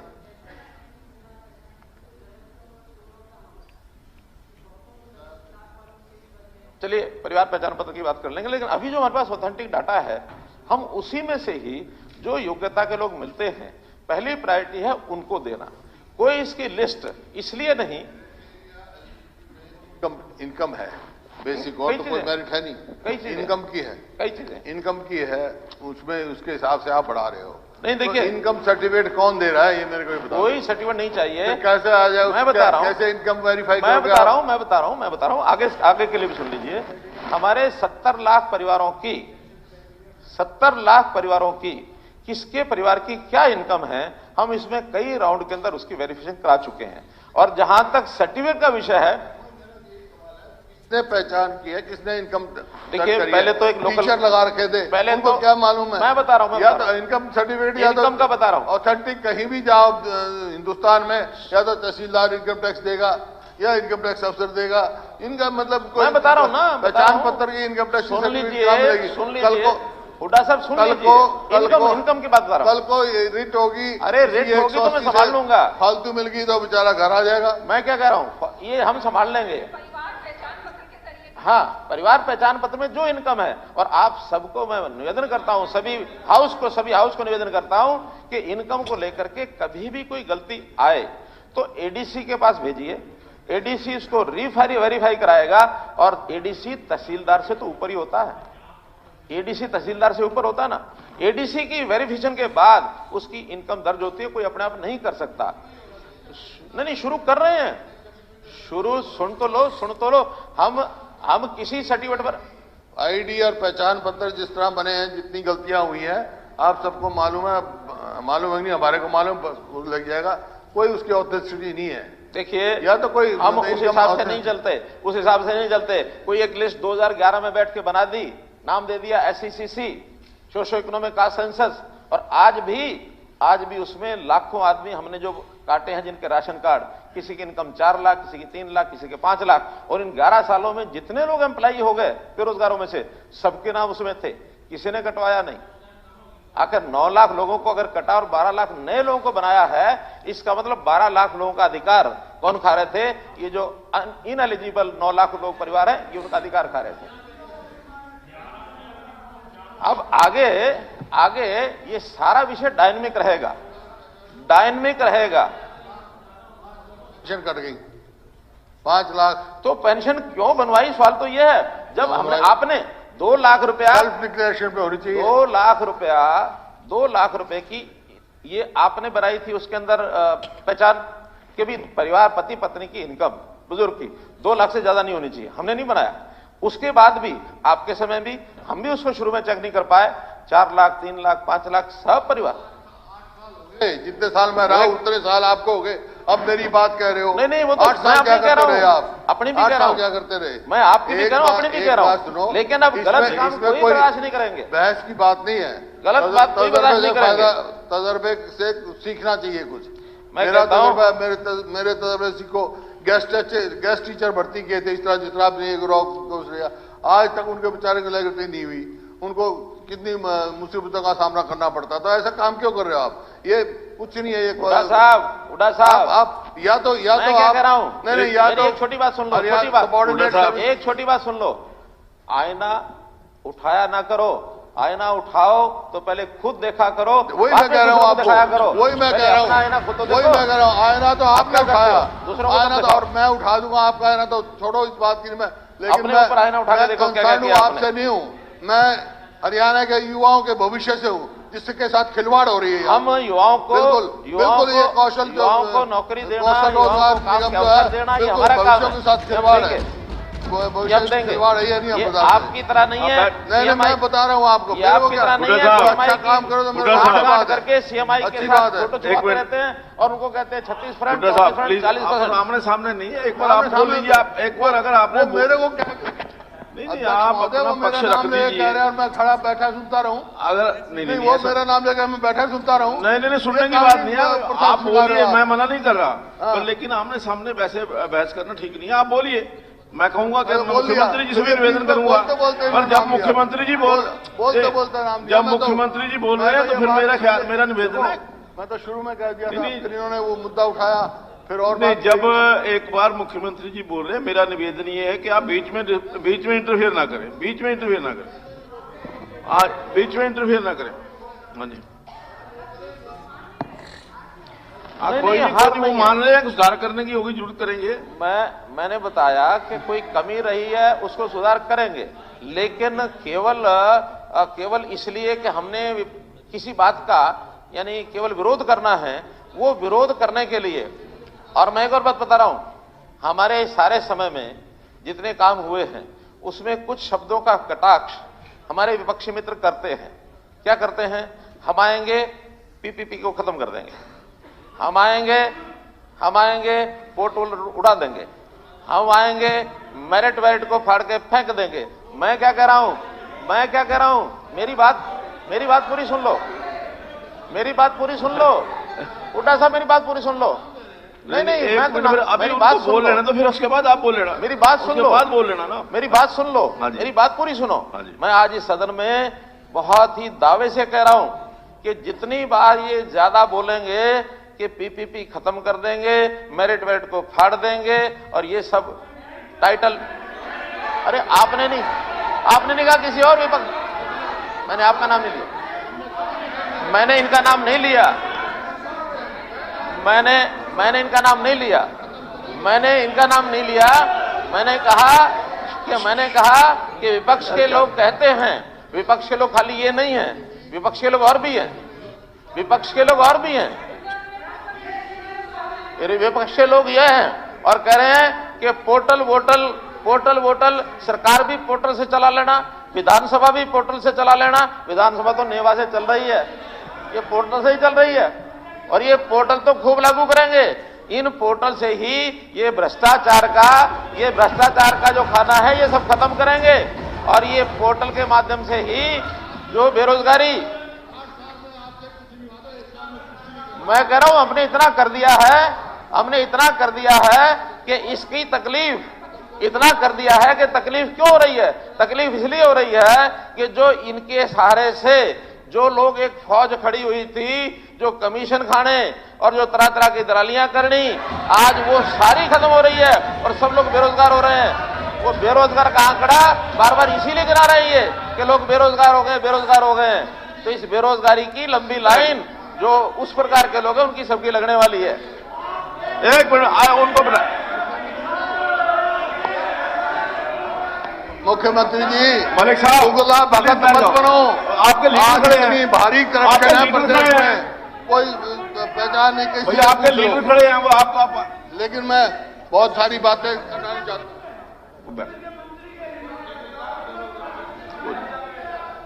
कुंडू साहब ने कहा है, हमारे कुंडू साहब ने कहा है कि अध्यापकों की भर्ती, वो मैंने सारी बात बता दी है।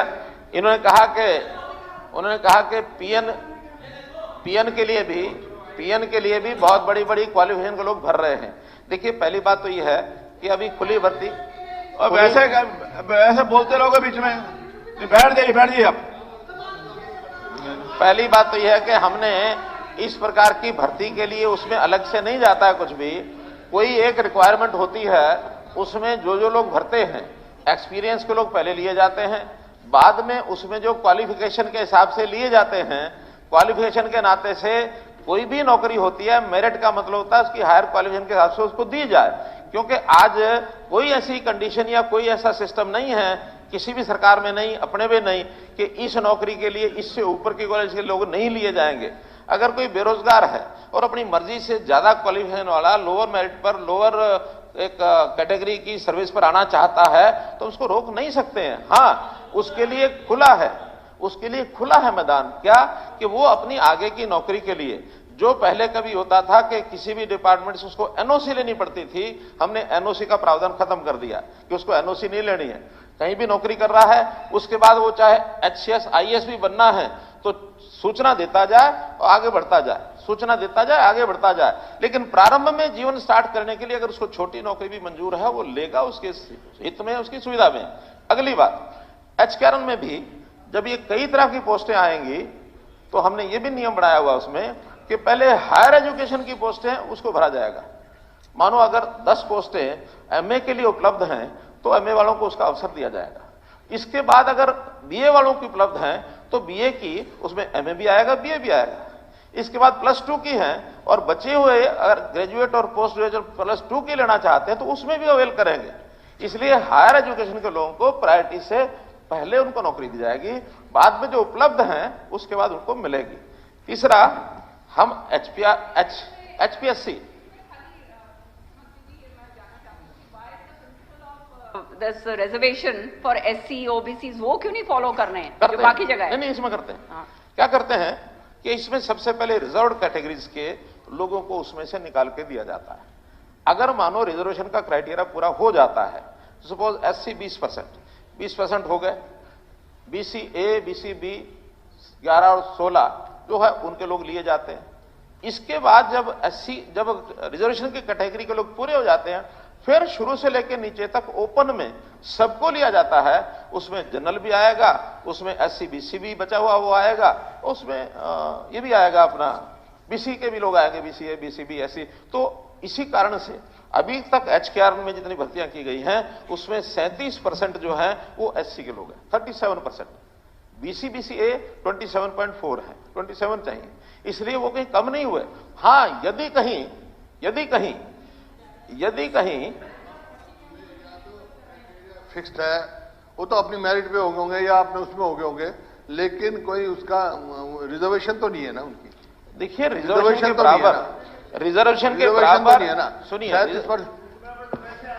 वो तो वैसे ही आगे जैसे भी आएंगे, रिजर्वेशन के क्राइटेरिया से ज्यादा उन लोगों की हाजिरी हो, ये हमारा वोट लेने पड़ेंगे। नहीं, उनकी हाजिरी हो ये हमारा प्रयत्न है।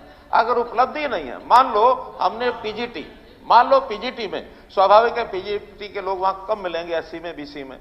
अब बीसी पूरे नहीं हुए तो आप ओपन कर लो, बीसी कर लो, कुछ भी कर लो, लेकिन उनको छोड़ा नहीं जाएगा। क्या होता है सरकारी नौकरी में, उसका बैकलॉग छोड़ के आगे बढ़ाया जाता है। ये चूंकि टेम्पररी नौकरी है, हमें अर्जेंट आदमी चाहिए काम करने वाले। अगर किसी रिजर्व कैटेगरी में लोग नहीं है तो उसको सब में से भर करके उस साल के लिए लगा लिया जाएगा। आगे फिर जरूरत पड़ेगी, जितने प्राथमिकता के आधार पर जितनी उनकी रिजर्वेशन का है उनको लेकर के फिर अगर खाली बचती हैं तो कहीं से भी भरा जाएगा। हमको आदमी चाहिए काम करने के लिए तुरंत।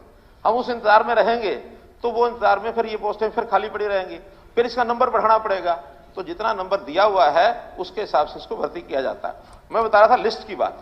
लिस्ट इसलिए नहीं कि जो क्राइटेरिया तय कर लिया, उस क्राइटेरिया में अपर जो लोग आते हैं उनको सबको ऑफर लेटर भेज दिया जाता है, क्योंकि कोई लिस्ट तो बहुत लाखों की बनेगी, सबको डाल ही नहीं सकते हम। तो जो क्राइटेरिया है उसमें जिनकी सिलेक्शन आ गई वो कंप्यूटराइज्ड है, कंप्यूटर ने ले लेना है। हाँ, एक चीज जो अभी तक नहीं हो रही थी उसको हम करेंगे कि क्राइटेरिया के मार्क्स क्या क्या हैं, वो आज के इस विषय में ध्यान में आ रहा है, इसको हम ओपन करेंगे। क्या कि मुख्यमंत्री अंत्योदय परिवार योजना के लोगों को कितना, इतने मार्क्स, एक 80 तक के कितने, इतने मार्क्स, एक 40 तक इतने, 2 लाख तक इतने, वो सारी जो क्राइटेरिया उसका डाल देंगे, आयु का भी डाल देंगे, जिला और ब्लॉक के जो नंबर दिए हुए हैं वो भी डाल देंगे, ताकि अपने आप घर बैठे कोई अपने मार्क्स गिन ले और गिनने के बाद जो कट ऑफ है उसका मिलान कर ले। अगर कट ऑफ से नीचे रह गया तो नौकरी नहीं मिलेगी, कट ऑफ से ऊपर आ गया तो क्राइटेरिया की आपने बात कही अच्छी है, गरीब से गरीब आदमी को मिलनी चाहिए, प्रायोरिटी मिलनी चाहिए, लेकिन ये तय कौन कर रहा है, इस बात का सवाल है। परिवार पहचान पत्र जो है सही जस्टिफाई नहीं कर रहा है, ये बहुत सारी शिकायतें हैं, इस बात को हमारे को मंजूर नहीं है। इस वास्ते ये जो है कौशल जो निगम है इसको आप छोड़ दो, क्यों फिर जैसे ये क्या काम करेगा, या इसका मतलब क्या हुआ, या आप ये बताइए मेरे को, सबॉर्डिनेट सर्विसेज कमीशन में भी यही क्राइटेरिया लागू होगा? वहां कोई एग्जाम नहीं लेंगे, वहां कोई इंटरव्यू नहीं लेंगे, कल को ये आते हैं आप रेगुलर निकालते हैं यही अप्लाई करेंगे, इनका कोई एग्जाम नहीं होगा? मैं बता रहा हूं ऐसा काम नहीं, मैं बता रहा हूं ना, एक लाइन में बता रहा हूं, बताने से नहीं, हम भी यही नहीं, एक लाइन में बता रहा हूं, बच्चों से भविष्य से खिलवाड़, एक लाइन में बता रहा हूं। देखिए, जो नौकरियां आपने बताई वो सब पक्की गवर्नमेंट की नौकरियां हैं, परमानेंट नौकरियां हैं।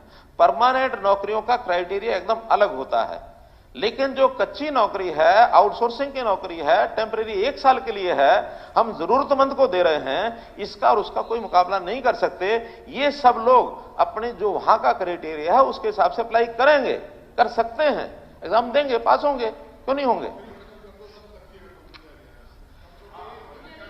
अभी देखिए, पक्की नौकरियां खत्म कर दो, देखिए सब कच्ची भर्ती अब इसके लिए भी एक और नई घोषणा कर रहा हूं मैं, एक नई घोषणा कर रहा हूं।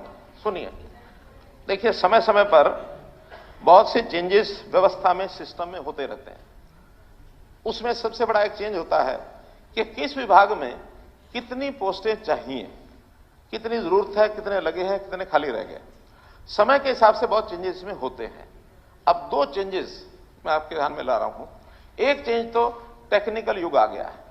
अब इस टेक्निकल युग में फिर वही बात पोर्टल वाली, फिर आईटी के जमाने में बहुत चीजें अब आपकी ऑनलाइन हो गई हैं। जो मैनुअली जितने लोगों की पहले जरूरत होती थी, अब उतने लोगों की जरूरत रही नहीं है। अगर हमको अच्छी सरकार की व्यवस्थाएं बनानी है, यानी इसको इफेक्टिव करना है, समय पर करना है, कॉस्ट इफेक्टिव करना है, तो हमको हर विभाग के सिस्टम को रैशनलाइज दोबारा से करना पड़ेगा। कितनी जरूरत है, आप जरूरत है उस हिसाब से पोस्टें अपनी सैंक्शन कराएंगे। नए सिरे से हर साल फिर जरूरत पड़ेगी, फिर सैंक्शन कराएंगे। और अगर कहीं ज्यादा सैंक्शन पहले से हैं, आज जरूरत नहीं है, उनको कम करने की भी आवश्यकता पड़ेगी, कम भी करेंगे। लेकिन यह काम सरकार अपने आप नहीं कर सकती। हमने बहुत कोशिश कर ली विभागों में, विभाग का अपना एक सोचने का तरीका रहता है। तो इसके लिए हम जो विचार किया है वो ये किया है कि हम एक रैशनलाइजेशन कमीशन ये बना रहे हैं। और रैशनलाइजेशन कमीशन इंडिपेंडेंटली वो हर एक विभाग में किस पोस्ट की कितनी संख्या की जरूरत है वो हमें रिपोर्ट देंगे। उसके बाद डिपार्टमेंट इसको स्वीकार करेगा, और स्वीकार करने के बाद ज्यादा बढ़ाने की जरूरत बढ़ाएंगे, कम करने की जरूरत कम करेंगे। अब इसका दूसरा साथ में उदाहरण बता रहा हूं। बात आती है स्कूलों में, वही बता रहा हूं। 1400 स्कूल से लेके 9700 मैं बता रहा हूं, स्कूलों में टीचरों की पोस्ट का खत्म हो गई। बता रहा हूं, ऐसा तो नहीं होगा। बता रहा हूं, बेरोजगारी बढ़ रही है, जब तो नंबर 1 आ गया हम बेरोजगार, और ये मैं बता रहा हूं के चक्कर में बेरोजगारी बढ़ा दोगे। हाँ, नहीं, बेरोजगारी पर भी बोलूंगा। आज मैंने अगर थोड़ा संभाला तो इसलिए संभाला कि सबकी तसल्ली हो जाए। जहां तक स्कूलों की बात है, पहली बात तो हम ये ध्यान करें, अब जो वो बात जो मैं बता रहा हूं, पता नहीं उस पर हम खुश होंगे या चिंता का विषय होगा। हमारी आबादी की दर अब लगातार कम हो रही है। आबादी की दर लगातार कम हो रही है। 0 से लेकर 10 साल तक हमारी आबादी जो है अब मात्र 12% है, 9% है। और 10 साल से 20 साल तक 12% है। 20 साल से 30 साल तक ये 18% है, यानी 10-10 साल के। आखिर नीचे का बैच ज्यादा हो तो ऊपर स्वाभाविक है, प्राकृतिक तौर पर कुछ ना कुछ कम होने की एक संभावना बनी रहती है। लेकिन नीचे कम है और ऊपर ज्यादा है, इसका मतलब है कि हमारी आबादी की दर कम होती जा रही है। और आबादी की दर अगर कम हो रही है, ये आंकड़े मेरे ऑथेंटिक आंकड़े हैं, वो कहीं से भी आप इसको इंक्वायरी कर लेना। जब आबादी की दर कम हो रही है तो स्कूलों के बच्चे क्या होगा, कम हो जाएंगे। जब कम होंगे तो हमें उस सिस्टम को रिवाइज तो करना ही पड़ेगा। जेबीटी की बात आती है। जेबीटी आज जितनी सैंक्शन पोस्ट हैं उसमें आज भी 40,000 35,000 खाली दिखाई जाती हैं। ये 40 ठीक आंकड़ा मुझे ध्यान करना पड़ेगा, लेकिन खाली दिखाई जाती हैं।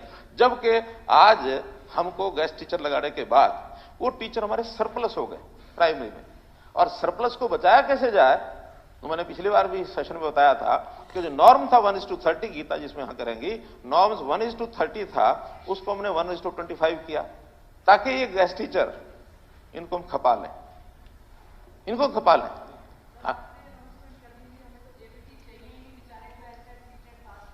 ओहो, मैं तो एक बात बता रहा हूं आपको कि एक उदाहरण दिया मैंने। ऐसे ही हर क्लास में या हर उसका जो उसके क्या बोलते हैं स्कूल का, एक 5वीं से 8वीं मिडल का नहीं, उसको एक फेज, चलो उनमें हर एक में प्राइमरी कितने, टीजीटी कितने, पीजीटी कितने, अब वो सब्जेक्ट वाइज भी चाहिए, टीजीटी पीजीटी, पीआरटी तो सब्जेक्ट वाइज नहीं चाहिए, तो उनका सबका मूल्यांकन करना पड़ेगा। स्कूलों में विद्यार्थी कितने हैं इसका देखना पड़ेगा। ऐसे ऐसे स्कूल बच्चे कितने हैं, 5 प्राइमरी स्कूल, 8, 10। नॉर्म क्या है, किसी भी प्राइमरी स्कूल में 2 पीआरटी टीचर होने जरूरी हैं। 10 बच्चों पर आप 2 टीचर रखेंगे तो आपको सिस्टम को संभालना कि नहीं संभालना। हमने 145 स्कूल बंद किए इसलिए कि उनमें 20 से कम संख्या थी। उनको वाहन व्यवस्था दी है कि आपको टेम्पो चाहिए, टेम्पो, या कहीं बस जाती होगी, मानो छोटा बच्चा बस में नहीं जाता, 3 व्हीलर है, कुछ भी व्यवस्था वहां के पेरेंट्स और टीचर करेंगे। उनका पैसा तय कर दिया, पर बच्चा पर किलोमीटर इतना पैसा हम उनको रिलीज करेंगे ट्रांसपोर्ट के लिए, ताकि साथ के स्कूल में 2 किलोमीटर 1 किलोमीटर से ज्यादा जो स्कूल है उसमें 1 किलोमीटर के अंदर है तो उसका कोई प्रावधान नहीं है। कई जगह तो 1 किलोमीटर के अंदर 2 प्राइमरी स्कूल, ये भी स्थिति देखने को मिली है एक ही गांव में। पॉलिटिकल डिसीजन कई बार हम करवा लेते हैं, लेकिन उसका इंपैक्ट क्या पड़ता है इसका ध्यान करना चाहिए। इसी प्रकार से बिल्डिंग्स का हम उपयोग करेंगे।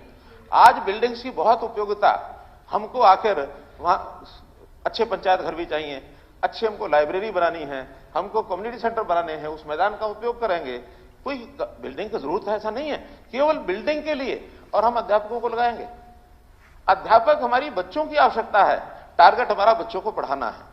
बच्चों को पढ़ाने के लिए जितने जरूरी अध्यापक हमको चाहिए, लेकिन अध्यापकों की नौकरी देनी है, एम्प्लॉयमेंट अध्यापकों को देना है। एम्प्लॉयमेंट का विषय जहां तक है, इसमें भी बिल्कुल मैं स्पष्ट करता हूं। आज हम एम्प्लॉयमेंट क्या सरकारी नौकरी में सबको दे सकते हैं? नहीं दे सकते हैं। 20 साल से 60 साल तक के जो हमारे लोग हैं वो लगभग 57% है। 57% आबादी लगभग कितनी होगी? 1.5 करोड़। 1.5 करोड़ से ऊपर हमारी तो एम्प्लॉयमेंट 4 लाख, 3 लाख, 5 लाख, आउटसोर्सिंग को मिला लेंगे तो 5 लाख से ऊपर नहीं है। तो 5 लाख लोगों को अगर हमने देना है, अगर हम उसको 30 वर्षों को डिवाइड कर लें तो 20,000 से ज्यादा नहीं बनते। आखिर 30 वर्ष नौकरी करता है, 25 भी करता तो कितने? 5 लाख को 25 से 20,000, 20,000 से ज्यादा नौकरियां हम एक साल में पक्की ऑन एवरेज नहीं दे सकते। हमने पिछले 7-8 साल में 1 लाख की नौकरी दी है, ज्यादा नहीं दे पाए। और अभी भी और 2 साल में 50-60 हजार, 1 लाख जितनी भी बनेंगी, हम उसमें सारा प्रयत्न कर रहे हैं कि हम अपनी सारी पोस्टों के हिसाब से, जरूरत के हिसाब से, नोट पोस्टों के हिसाब से, जरूरत के हिसाब से एचपीएससी की नौकरी एचपीएससी में, स्टाफ सिलेक्शन कमीशन स्टाफ में, और जहां इमीडिएट जरूरत है एचकेआर में दे करके जल्दी से जल्दी भर्ती को पूरा किया जाए। ये बैकलॉग कोविड के दिनों का जरूर हमारा हुआ है, उसको सबको हम पूरा करेंगे। तो इसलिए मैंने रोजगार पर भी बताया, एचकेआर पे भी बताया, क्राइटेरिया भी बताया। मेरिट जो है केवल क्वालिफिकेशन है, ये होगी। कोई भाई भतीजावाद, कोई किसी के साथ ऐसा नहीं है कि किसी के कहने पर हमने। मैं आपको चैलेंज करता हूं, हमारे जितने विधायक है, मैं आपको चैलेंज करता हूं, मैं चैलेंज करता हूं। मैं यहां पहली बात तो एचकेआर की करो, अभी आप, मैं उसके पर भी बोल दूंगा जब बोलूंगा, लेकिन उस पर भी 1 घंटा मुझे लगेगा। एचपीएससी और एचएसएस में 1-1 घंटा और लगेगा मुझे। नहीं, अभी एचकेआरएन, मैं चैलेंज, एक चैलेंज, मैं एचकेआरएन का चैलेंज कर रहा हूं। आप सुनिए, एचकेआरएन का चैलेंज कर रहा हूं कि 90 के 90 विधायक, चाहे उसमें विपक्ष के हों चाहे सत्ता पक्ष के हों, किसी एक का भी रिश्तेदार आप लाके दिखा दो तो मैं कह दूंगा कि हां सिफारिश हुई है। किसी एक का भी रिश्तेदार नजदीकी लाके दिखा दो, क्योंकि मुझे पता है वो बहुत गरीब परिवारों से लोग लगे हैं, बहुत गरीब परिवारों। अरे मैं कह रहा हूं, मैं एचकेआरएन की बात आज करो, एचपीएससी में भी मैं आपको बता दूंगा क्या क्या कहानियां हुई हैं, और आज से नहीं पिछले 30 साल की सारी बता दूंगा, मैं आपको सारी बता दूंगा। इसलिए अभी नहीं, मैं ठीक कर रहा हूं, ठीक कर रहा हूं, यही तकलीफ है। सब लोगों को तकलीफ अगर है तो यही है कि ठीक क्यों हो रहा है, ये ठीक हो रहा है इसलिए तकलीफ है सबको। कहते आईना देखना चाहिए, आईना देखो आप, मैंने देख लिया आपका आईना, दिल में कुछ और मुंह पे कुछ। आईना कहीं भी टूटे नाम मेरा ही आता है, आईना कहीं भी टूटे नाम मेरा ही आता है। क्या मैं पत्थर हूं जो मेरे ही सिर पर ये सब इल्जाम लगाया जाता है? मैं पत्थर नहीं हूं, मेरा भी दिल है, मेरा भी दिल है। तो मित्रों, मैंने ये सारी बातें बताई आपको। माननीय अध्यक्ष जी, माननीय अध्यक्ष जी, जितना विषय है वो सारा स्पष्ट